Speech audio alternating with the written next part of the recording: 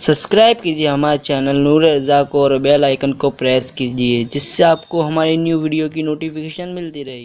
हजरत सैयदना ज़ैद रदी अल्लाह तबारक व तआला अन्हु इरशाद फरमाते हैं तन्हाई में गुनाह के हवाले से, इसको अल्लामा शुआइब अलैहि रहमान ने अपनी किताब में लिखा है। अल्लामा ज़ैद अलैहि रहमत व रिदवान इमाम ज़ैद फरमाते हैं कि मेरी आदत थी कि मैं कब्रिस्तान जाता था, और कब्रिस्तान इसलिए जाता था कि वहाँ जा कर के मैं थोड़ा सा इबरत हासिल करूँ। देखो कब्रिस्तान हम लोग भी जाते हैं, लेकिन कब्रिस्तान जाते हैं तो तख्तियाँ पढ़ते हैं, पाटियाँ पढ़ते हैं, कतबे पढ़ते हैं। हालांकि कब्रिस्तान जाने के लिए ये है, कब्रिस्तान जाओ तो थोड़ा जा करके कब्रों के पास बैठो और इबरत हासिल करो। देखो मज़ारात पर तो हम फैज़ लेने जाते हैं, लेकिन इबरत के लिए कब्रिस्तान जाना चाहिए। मज़ारात पर आप इबरत नहीं हासिल कर सकते, क्यों? वहाँ अनवार व तजल्लियात की इतनी बारिश होती है, वहाँ जो है वो आदमी देख करके ना उसको वहशत होती है ना दहशत होती है, बल्कि वहशत वाले दिल को सुकून मिल जाता है, वहशत वाले दिल को करार मिल जाता है, बेचैन दिल को चैन मिल जाता है। क्यों? इसलिए कि कुरान कहता है इन्ना रहमतल्लाहि करीबुम मिनल मुहसिनीन, कि बेशक अल्लाह की रहमत मुहसिनीन यानी वलियों के करीब है, नेक बंदों के करीब है। जहाँ रहमत बरस रही हो वहाँ वहशत कैसी, वहाँ दहशत कैसी, बल्कि वहाँ तो सुकून मिलता है, वहाँ तो करार मिलता है, वहाँ तो इत्मीनान मिलता है। अल्लाह वालों के आस्ताने पर दुआएं कबूल होती है। फैज़ लेना है तो वलियों के यहाँ जाओ, और इबरत हासिल करना है तो कब्रिस्तान जाओ। थोड़ी देर आंखें बंद करके सुकून से बैठो या आंखें खोल के बैठो, सोचो इस कब्र के अंदर कोई तो सो रहा है, वही सो रहा है। कभी कोई फुटपाथ पे सोता था, यहाँ सो रहा है, कोई महल में सोता था, यहाँ सो रहा है। फुटपाथ पे सोने वाला और महल में सोने वाला दोनों की कब्रें बाजू बाजू में है। ऐसा लगता है दोनों सुकून से है, लेकिन पता नहीं किसकी कब्र जन्नत के बाग में से बाग है, किसकी कब्र जहन्नम के गढ़ों में से गड़ा है, कुछ भी नहीं पता। लेकिन दुनिया दुनिया दुनिया में इतना मसरूफ हुआ इंसान, आखिरत भूला, कब्र भूला, हश्र भूला। आज लोग इतने बेबाक है, कहते हैं मौलाना जो होगा देखा जाएगा। अल्लाह अकबर। वहाँ सिद्दीक़ अकबर की आंख में आंसू है, फारूक आज़म की आंख में आंसू है, बल्कि सहाबा कहते हैं अल्लाह के रसूल अलैहिस्सलाम भी एक जनाजे में तशरीफ़ ले गए तो इतना रोए कि दाढ़ी तर हो गई। हमने कहा या रसूल अल्लाह, कब्रों को देखकर आप भी रो रहे हैं? आप गौर फरमाइए, अल्लाह के रसूल से कब्रों को देख के हुजूर आप भी रो रहे हैं?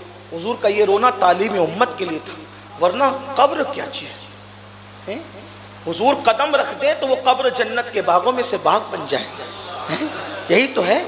लेकिन हुजूर रो रहे तालीब उम्मत के लिए, और हमें रोना नहीं आता। हम तो दुनिया और रिश्तेदारी की इसकी उसकी अड़गम दड़गम बात करते जाते हैं और जनाजे पे मिट्टी दिए नहीं दिए निकल जाते हैं। थोड़ा बैठ कर सोचो, हड्डियाँ पिघल गई लोगों की, हड्डियाँ खा ली मिट्टी ने। कैसे वो लोग थे, कोई मुतवल्ली साहब, कोई हाजी साहब, कोई गाजी साहब, कोई ये साहब, कोई वो साहब, है किसी की चली? वहाँ सब मिट्टी में सो रहे हैं। बस बात इतनी है, न खानदान, न कबीला, न खित्ता, न इलाका, न डिग्री, कुछ नहीं। बस इतना, बंदे राजी मुझे किया या नहीं। अगर तूने राजी किया तो तू फरिश्तों से बेहतर है, और नाराज किया तो फिर तू कुत्ते से बेहतर है। यही तो, और क्या है। बाबा बुल्ले शाह कहते हैं उठ बुलिया चल यार मना ले, वरना बाजी ले गए कुत्ते। अगर खुदा को हम मना न सके, कुत्ता आगे निकल गए, हम पीछे रह गए।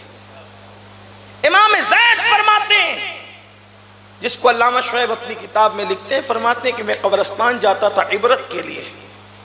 एक दिन मैं कब्रिस्तान में कब्र के पास बैठा था, मेरी आंख लगी तो मैंने ख्वाब में एक भयानक मंजर देखा कि मुर्दे अपनी अपनी कब्रों से निकल रहे, और एक मुर्दा निकला कब्र से, और आसमान से एक आग की जंजीर समझते हैं, चैन, जंजीर आग की आसमान से उतरती है और उसके हलक में डाली जाती है, और वो हलक से गुजरते हुए उसके पाखाने के मकाम से नीचे को निकलती है। इमाम ज़ैद कहते हैं मैंने ये मंजर देखा, और वो चीख रहा था, और चीखते हुए फरिश्तों से कहता था, फरिश्तों क्या मैं नमाजी नहीं था? यानी वो बेनमाजी नहीं था, नमाजी था। मैं नमाजी नहीं था, मैं नमाजें नहीं पढ़ता था, मैंने उम्रा नहीं किए, मैंने हज नहीं किए, मेरी चौखट पे आने वालों को क्या कभी मैंने खाली लौटाया? क्या मैंने कभी ज़कात देने में कोताही की? वो सारी नेकियां गिना रहा था, वो कुरान की तिलावत गिना रहा था, वो रोजों की कसरत गिना रहा था, वो नमाजों की कसरत गिना रहा था, वो हज और ज़कात के तस्करे कर रहा था। جب ساری نیکیوں کا ذکر کر چکا تو غیب سے آواز آئی، فرشتوں اس سے کہہ کیوں نہیں دیتے کہ تو ساری نیکیاں کرتا تھا، لیکن جب تو اکیلے ہوتا تو تنہائی کے اندر گناہ بھی کرتا تھا۔ جو اکیلے میں گناہ کرتا ہے ہم اس کے ساتھ اعلان جنگ کرتے ہیں اور اس کی نیکیوں کو ہم ذروں میں بانٹ دیتے ہیں، حبا منصورہ بنا دیتے ہیں، اس کے نیکیوں کو ہم ریت کے چھوٹے چھوٹے ذروں کی طرح بکھیر دیتے ہیں۔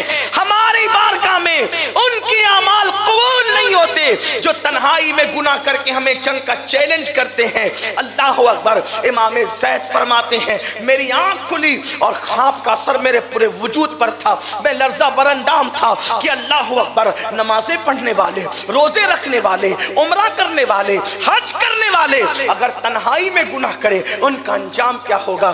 آپ مجھے بتائیں میرے بھائیوں۔